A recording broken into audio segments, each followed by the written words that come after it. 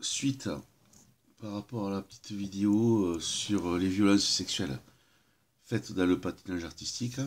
Alors, je vous laisse regarder donc le titre qui est donc utilisé donc par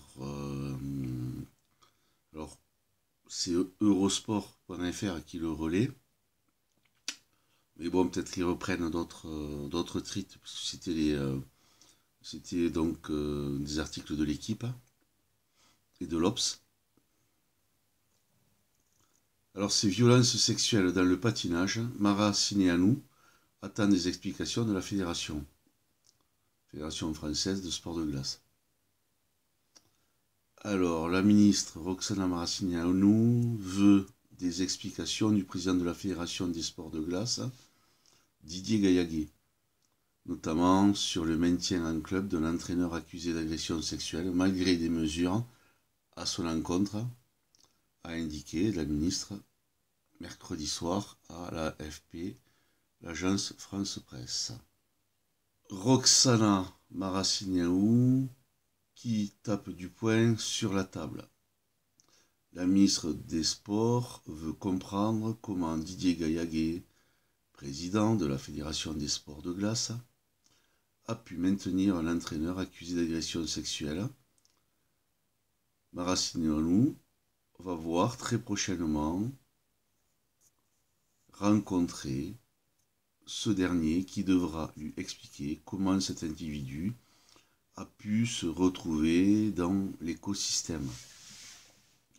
Il est tout à fait probable que la fédération n'ait pas eu connaissance des mesures prises à son encontre, a expliqué le ministère des Sports à l'AFP. Alors il s'agit de l'entraîneur Gilles Beyer, ancien champion de France donc en 1978, qui est accusé par Sarah Abitbol, multimédaillée européenne et médaille de bronze mondiale en couple en 2000, et ainsi que d'autres patineuses qu'il a entraînées, de viol et d'agression sexuelle alors qu'elles étaient encore mineures, entre la fin des années 1970 et le début des années 1990. Bayer a fait l'objet d'une enquête judiciaire. Des faits relatés dans un livre de Sarah Abitbol à paraître jeudi, Un si long silence. Je pense qu'il va se vendre ce livre, beaucoup de pubs, mais contesté par l'entraîneur directeur des équipes de France et ancien entraîneur national. Alors, juste pour petite explication importante, qui est un détail, il faut savoir qu'un conseiller technique sportif est un salarié du ministère des Sports mis à disposition donc des fédérations. Voilà. Alors au début des années 2000, sur la base d'un signalement effectué par des parents d'une patineuse auprès de Didier Gaillaguet, déjà président de la Fédération française de sport de glace, il occupe ses fonctions, donc Didier Gaillaguet, depuis 1998, à l'exception de la période 2004-2007. Donc il faudra voir ce qui s'est passé en 2004-2007.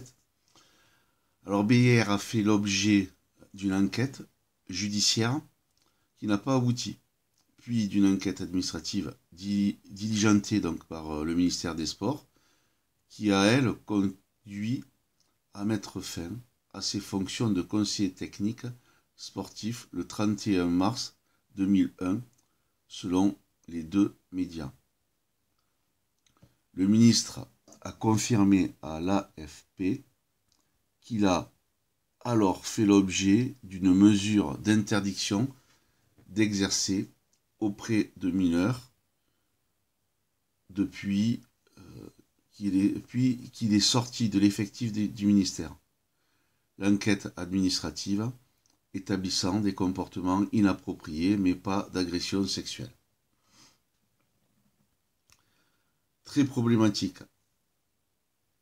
Mais Beyer a ensuite poursuivi sa carrière au club parisien des Français Volants. Il apparaît encore comme manager et conseiller technique sur le site internet du club.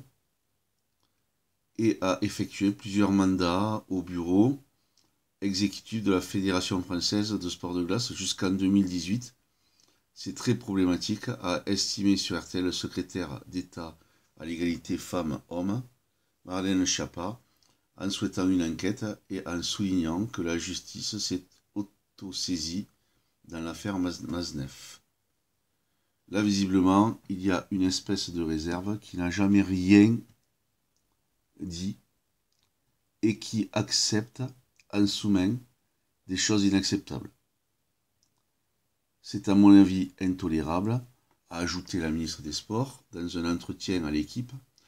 Roxana Maracineanu rappelle aussi que les fédérations reçoivent des subventions publiques et que la délégation de l'État peut leur être retirée, même si elle convient que c'est l'arme atomique.